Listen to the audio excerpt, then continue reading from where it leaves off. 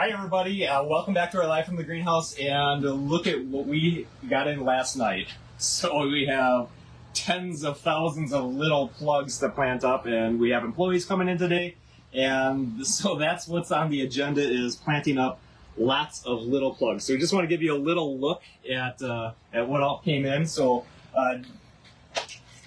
do you like impatience? Are you a patient person?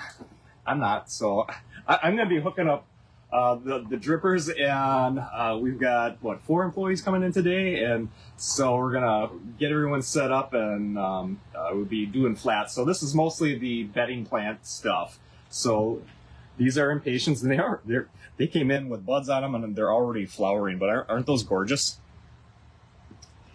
So each of these is a plug tray, and they either have 288 or they have 512 plugs in each one. So they pop them out and we'll stick them into our flats. So this is for our bedding plants, and our flats have either 48 cells or 32 cells on each. So it'll go pretty fast today. We're pretty optimistic that we're going to get a lot done.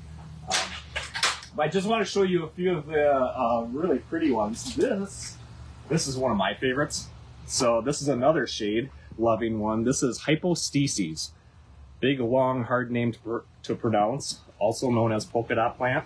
But I love the variation on this. But this is a shade loving.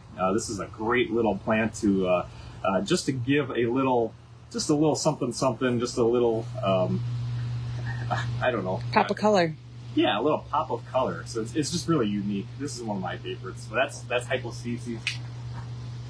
Wax begonias over there. That's another great one. That is a shade or sun loving, doesn't matter. I think wax begonias are the perfect bedding plant, and because it doesn't matter where you put them. I think this just looks so cool. It looks like carpet.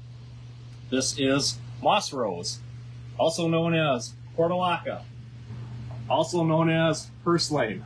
We just call it moss rose, but so this is a sun-loving. This will get little flowers, very hardy. A lot of our customers love the moss rose because it's easy. It's almost like a little flowering succulent, but I love how this plug tray looks. It just looks like a little carpet. Easy. It reminds me of a golf course greens. Yeah. Like a putting green. It's real, but it looks fake. So show them how little the plugs are.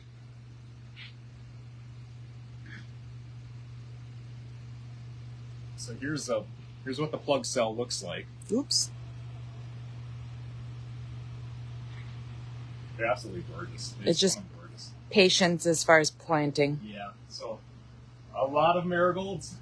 We sell a lot of marigolds because they're deer resistant. The animals typically, it's not foolproof, but typically they don't like marigolds, so they leave them alone. So a lot of our customers plant marigolds, and they might plant them around their cabin or around their garden even. It helps to keep away bugs too. So marigolds are another great one. And we got pansies, we've got impatiens, Dusty Miller, wave petunias. That actually we're going to plant in some of the smaller hanging baskets and the 8-inch hanging baskets. There's a lot of dianthus. There's just a lot of everything. Dusty Miller. So what a little baby Dusty Miller looks like. We were asked, do we sell these plug trays? We do not. We do not do any wholesale as far as plant material. We're only a retail greenhouse. We've never got into wholesale because we don't have the square footage, and we sell out every year pretty fast. So we only do retail. But I know there are a lot of people out there that would love, we've been asked a lot about, hanging baskets, and we had. I meant more of like the trays with the starters like this. The plug trays, we do not. We do not do any wholesale. Our fertilizer, yeah. Yep. You go to the beatyourneighbor.com website. If you're a greenhouse, a small retailer, floral shop, yeah, we do wholesale the fertilizer, but plant material, we do not. There's one other thing I want to show you. So we planted up the tomatoes and peppers 2 days ago. And I told you it wouldn't take long. So in our little propagation chamber, we have life. We have little baby, these are Sweet 100 tomatoes popping up. See how they came up? So those were not there last night when I checked. When I put the babies to bed, there was no life.